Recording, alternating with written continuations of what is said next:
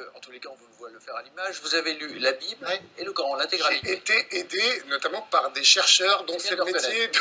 Il a eu un an, quoi. Je n'ai pas tout lu attentivement, mais en fait je me suis intéressé à la Bible bien avant, quand j'ai fait un film sur les colons israéliens. Et alors le résultat, c'est quoi? Le résultat, c'est qu'on a, moi j'ai découvert 13 appels au meurtre dans la Bible, et pas uniquement l'Ancien Testament, parce qu'on dit toujours le western c'est l'Ancien Testament, y compris Jésus, 2 fois il appelle à couper la tête de ceux qui ne croient pas en lui. Moi je crois que c'est égorgé. Ouais, je crois que c'est une sorte d'un genre de hippie, j'étais très surpris par ça. C'est Johnny qui dit. Et dans le Coran, effectivement, il y a 6 appels au meurtre. Donc 13 à 6. Voilà, 13 dans la Bible, 13 à 6. 6 dans le Coran. Salut à tous. Alors aujourd'hui nous allons examiner un sujet d'actualité, à savoir la Bible est-elle plus violente que le Coran? Ça pourrait paraître surprenant, mais oui, c'est bien une question d'actualité, car depuis plusieurs jours, un certain nombre de médias internet, comme par exemple 20 minutes, Les Inrocks, Metro News ou encore La Tribune de Genève, en parlent. Donc c'est un sujet d'actualité. Et certains médias rapportent l'histoire d'un ingénieur qui aurait prouvé scientifiquement le fait que la Bible est en réalité plus violente que le Coran. Alors on peut se poser 2 questions au moins, à savoir quelle méthode a été utilisée pour tirer cette conclusion, et puis deuxièmement, est-ce que cette méthode est vraiment valable?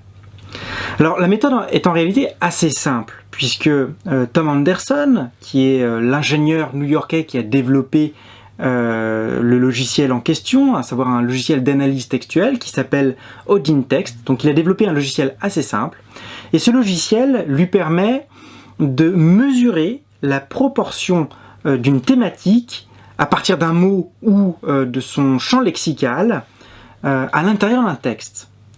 Et Tom Anderson a ainsi fait analyser à la fois l'Ancien Testament, mais aussi le Nouveau Testament et le Coran par son logiciel. Et il a notamment comparé la présence d'émotions humaines telles que la joie, l'attente, la colère, le dégoût, la tristesse, la surprise, la peur ou encore la confiance. Et le résultat de son analyse, c'est que la Bible parle davantage de la colère, tandis que le Coran, lui, parlerait davantage de la joie. Alors en réalité, lorsqu'on regarde d'un peu plus près les résultats, la conclusion semble erronée.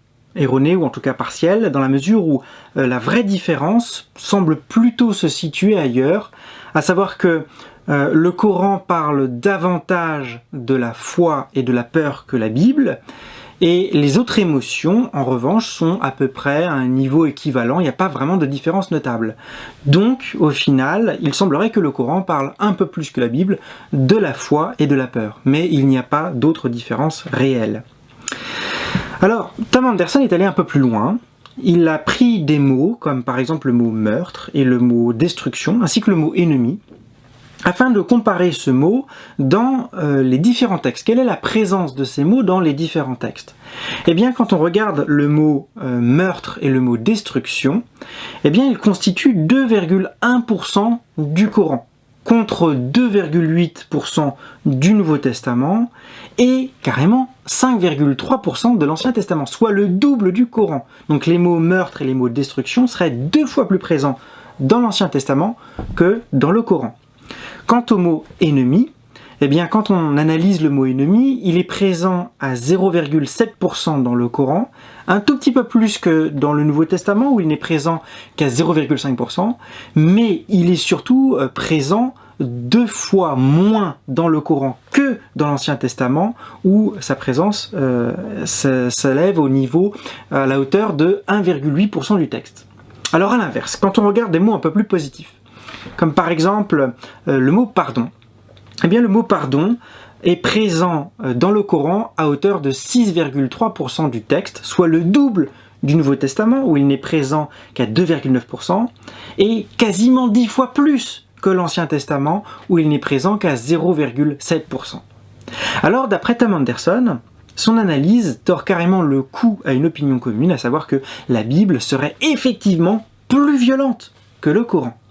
Gebeurtenissen in Parijs en de associatie tussen ISIS en de islam ligt het islamitische geloof steeds vaker onder vuur.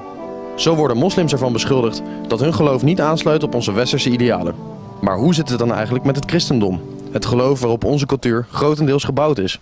Een vrouw moet zich laten onderwijzen in stilheid, in alle onderdanigheid. Volgens dit hele boek is de vrouw in principe onderdanig. Voor dit experiment hebben we een Bijbel gekocht en deze omgetoverd tot een Koran. Hierin hebben we schokkende passages gehighlight die sterk in contrast staan met onze westerse normen en waarden. Eens kijken wat er gebeurt als we de citaten uit de Bijbel voorleggen aan de mensen op straat, maar ze er in de veronderstelling laten dat ze uit de Koran komen.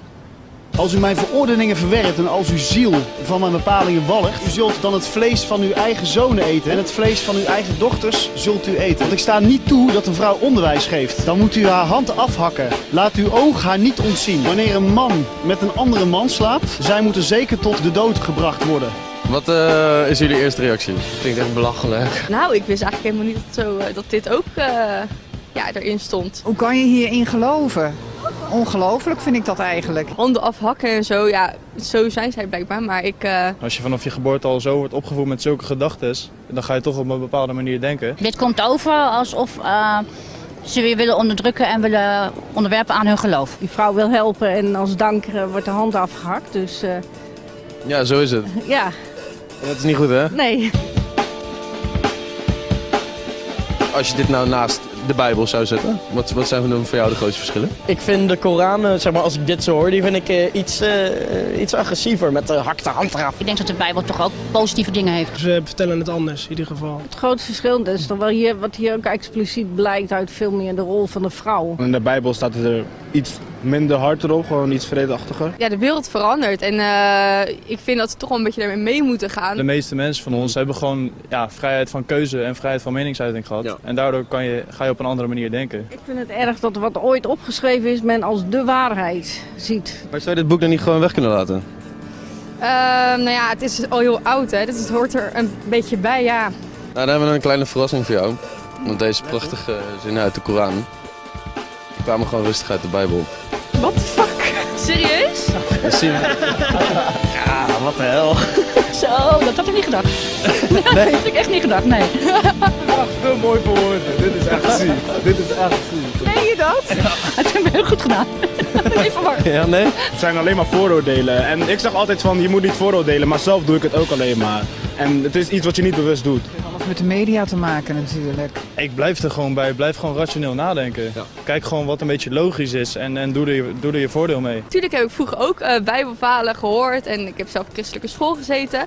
Maar nee, ik had niet verwacht dat dit erin stond. Nee.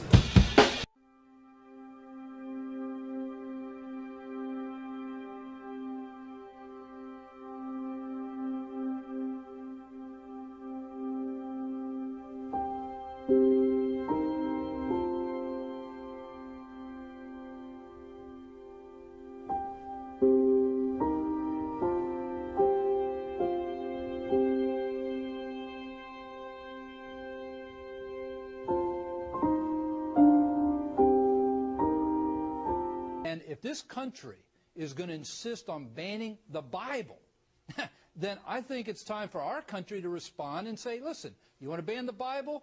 Then we aren't showing up. Well, you know, Bill, I would go one step further. What I couldn't get an answer to before coming up here, so it might not be that it's not the case, just that I didn't get an answer, is whether the Quran is similarly sworn off that list. Interesting, though, the Quran wasn't on that list. So, all right.